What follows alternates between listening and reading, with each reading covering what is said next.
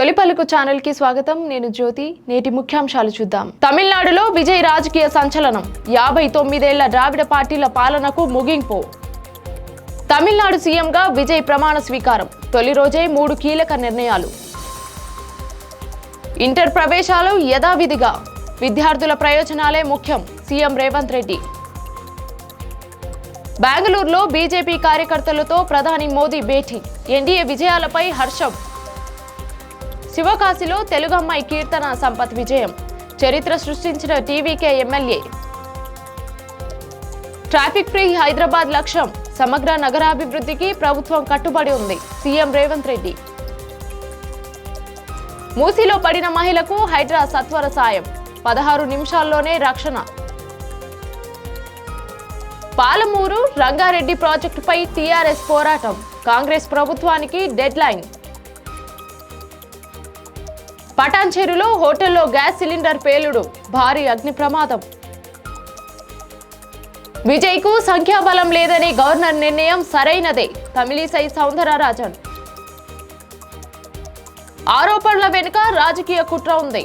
సత్యమే చివరికి గెలుస్తుంది. బండి సంజయ్. తలసేమియా చిన్నారులకు అండగా అడుగులు.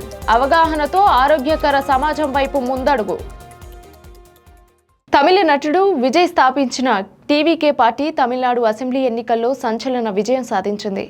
ఏప్రిల్ 23న జరిగిన ఎన్నికల్లో 108 స్థానాలు గెలుచుకున్న టీవీకే మిత్రపక్షాల మద్దతుతో మెజారిటీ సాధించి 59 ఏళ్ల ద్రావిడ పార్టీల పాలనకు ముగింపు పలికింది. భారత రాజ్యాంగంలోని ఆర్టికల్ 164 ప్రకారం గవర్నర్ రాజేంద్ర విశ్వనాథ్ ఆర్లేకర్ విజయ్ను ప్రభుత్వ ఏర్పాటుకు ఆహ్వానించగా ఈ రోజు ఉదయం 10 గంటలకు ఆయన 9 మంది మంత్రులతో కలిసి ప్రమాణ స్వీకారం చేశారు. ప్రతిపక్ష నేత రాహుల్ గాంధీతో సహా పలువురు ప్రముఖులు ఈ కార్యక్రమానికి హాజరయ్యారు.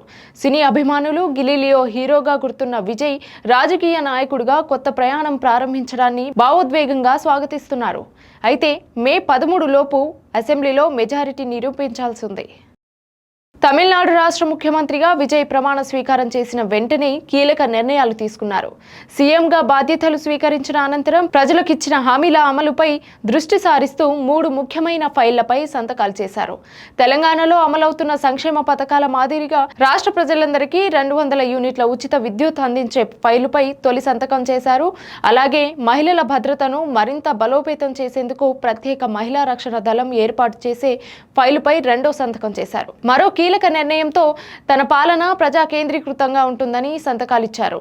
అనంతరం ప్రజలను ఉద్దేశించి భావోద్వేగ ప్రసంగం చేసిన విజయ్ ప్రజల ఆశయాలను అనుగుణంగా పారదర్శక బాధ్యతాయుత పాలన అందిస్తానని హామీ ఇచ్చారు. రాష్ట్రంలో ఇంటర్మీడియట్ ప్రవేశాలను ఈ ఏడాది యథావిధిగా కొనసాగించాలని ముఖ్యమంత్రి రేవంత్ రెడ్డి అధికారులకు ఆదేశించారు. ఇంటర్ను పాఠశాల విద్యలో విలీనం చేసే ప్రక్రియలో సాంకేతిక సమస్యలు ఎదురవుతున్న నేపథ్యంలో విద్యార్థుల ప్రయోజనాలకు భంగం కలగకుండా వెంటనే అడ్మిషన్ ప్రక్రియ ప్రారంభించాలని సూచించారు. ఇంటర్ స్థానంలో సిబిఎస్ఈ తరహాలో 11, 12 తరగతుల విధానాన్ని అమలు చేయాలనే ప్రతిపాదనపై విస్తృత చర్యలు అవసరమని పేర్కొన్నారు. విలీన ప్రక్రియకు సంబంధించిన అంశాలపై భాగస్వాములతో సంప్రదింపులు జరిపి తెలంగాణ ఎడ్యుకేషన్ పాలసీ కమిటీ నివేదిక వచ్చిన తర్వాత శాసనసభలో చర్చించి తుది నిర్ణయం తీసుకుంటామని సీఎం స్పష్టం చేశారు. ప్రధాని నరేంద్ర మోదీ బెంగళూరులోని హెచ్ఏఎల్ ఎయిర్పోర్ట్ వద్ద భారీగా తరలివచ్చిన బీజేపీ కార్యకర్తలను ఉద్దేశించి ప్రసంగించారు.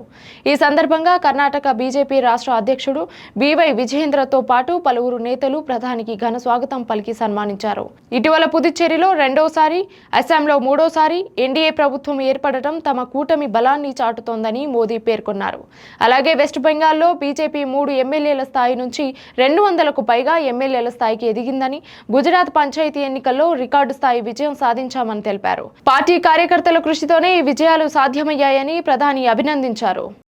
తెలుగు యువతి కీర్తన సంపత్ తమిళనాడులోని శివకాశి నియోజకవర్గం నుంచి టీవీకే తరఫున ఎమ్మెల్యేగా విజయం సాధించి చరిత్ర సృష్టించారు. గతంలో హైదరాబాద్లో తెలుగుదేశం పార్టీ సోషల్ మీడియా లీడ్గా పనిచేసిన కీర్తన 1957 తర్వాత శివకాశి నుంచి గెలిచిన తొలి మహిళా ఎమ్మెల్యేగా నిలిచారు. టీవీకే అధినేత తమిళనాడు ముఖ్యమంత్రి విజయ్తో కలిసి ఆమె ప్రమాణ స్వీకారం చేశారు. తెలుగు అమ్మాయి సాధించిన ఈ విజయంపై 2 తెలుగు రాష్ట్రాల్లో ఆనందం వ్యక్తమవుతోంది. రాజకీయ రంగంలో యువతికి ఇదే ప్రేరణగా నిలుస్తోందని పలువురు అభిప్రాయపడుతున్నారు. ఔటర్ రింగ్ రోడ్డు పరిధిలోని కోర్ అర్బన్ రీజియన్ సమస్యలను పరిష్కరిస్తూ భవిష్యత్తు అవసరాలకు అనుగుణంగా హైదరాబాద్ను ప్రణాళికాబద్ధంగా అభివృద్ధి చేస్తామని ముఖ్యమంత్రి రేవంత్ రెడ్డి స్పష్టం చేశారు. సచివాలయంలో జరిగిన housing and urban affairs standing committee సమావేశంలో పాల్గొన్న ఆయన హైదరాబాద్ను ట్రాఫిక్ ఫ్రీ నగరంగా తీర్చిదిద్దేందుకు అండర్ పాస్లు, ఎలివేటెడ్ కారిడార్స్, మల్టీ లెవెల్ పార్కింగ్లను అభివృద్ధి చేస్తామని తెలిపారు. రాష్ట్రాన్ని ప్యూర్ రేర్ ప్రాంతాలుగా విభజించి సమగ్ర అభివృద్ధి కోసం తెలంగాణ రైజింగ్ 2047 మాస్టర్ ప్లాన్ అమలు చేస్తామని తెలిపారు. మూసీ రివర్ ఫ్రంట్ అభివృద్ధి, కాలుష్య నియంత్రణ, ఈవీ వాహనాల ప్రోత్సాహం వంటి చర్యలతో నగర జీవన ప్రమాణాలను మెరుగుపరచాలని ప్రభుత్వం లక్ష్యంగా పెట్టుకున్నట్లు వెల్లడించారు. హైదరాబాద్ అంబర్పేటలోని గోల్నాకా సమీపంలో మూసీలో పడిపోయిన మహిళను హైడ్రా డిఆర్ఎఫ్ బృందం సాహసోపేతంగా రక్షించింది. స్థానికుల నుంచి ఉదయం 10:51 సమాచారం అందుకోగా కేవలం 16 నిమిషాల్లోనే ఘటనా స్థలానికి చేరుకున్న బృందం సహాయక చర్యలు ప్రారంభించింది. భాగ్యనగర్ ప్రాంతానికి చెందిన ఇందిరా అనే 49 ఏళ్ల మహిళ ప్రమాదవశాత్తు మూసిలో జారిపడగా రాత్రంతా అక్కడే ప్రాణభయంతో గడిపింది. పెద్ద నిచ్చెన సహాయంతో డిఆర్ఎఫ్ సిబ్బంది మూసిలోకి దిగి ఆమెను సురక్షితంగా బయటకు తీసుకొచ్చారు. అనంతరం కుటుంబ సభ్యులు పోలీసులకు అప్పగించారు.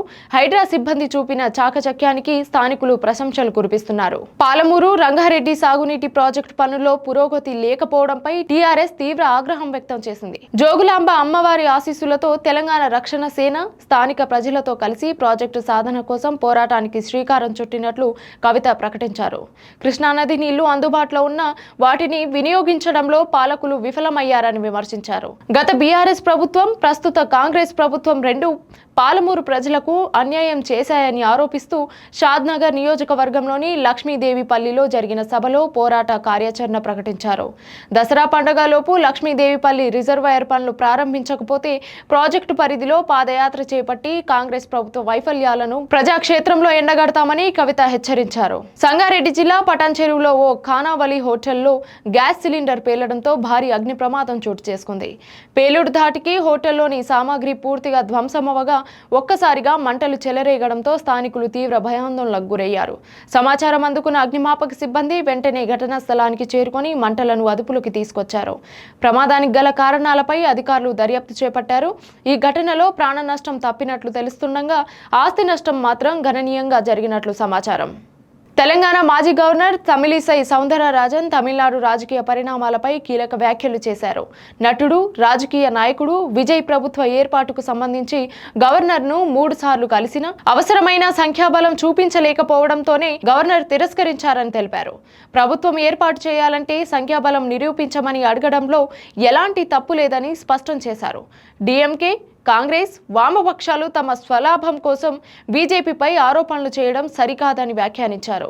తమిళిసై వ్యాఖ్యలు ప్రస్తుతం తమిళనాడు రాజకీయాల్లో చర్చనీయాంశంగా మారాయి. తాజాగా తనపై వస్తున్న నిరాధార ఆరోపణలపై కేంద్ర మంత్రి బండి సంజయ్ కుమార్ స్పందించారు. ప్రజా జీవితంలో ఎప్పుడూ రాజ్యాంగాన్ని గౌరవిస్తూ చట్టాన్ని పాటిస్తూ మచ్చలేని జీవితం గడిపానని తెలిపారు. రాజకీయ పోరాటాల్లో కుటుంబ సభ్యులు, పిల్లలను లాగడం ప్రత్యర్థుల నిరాశను చూపిస్తోందని విమర్శించారు.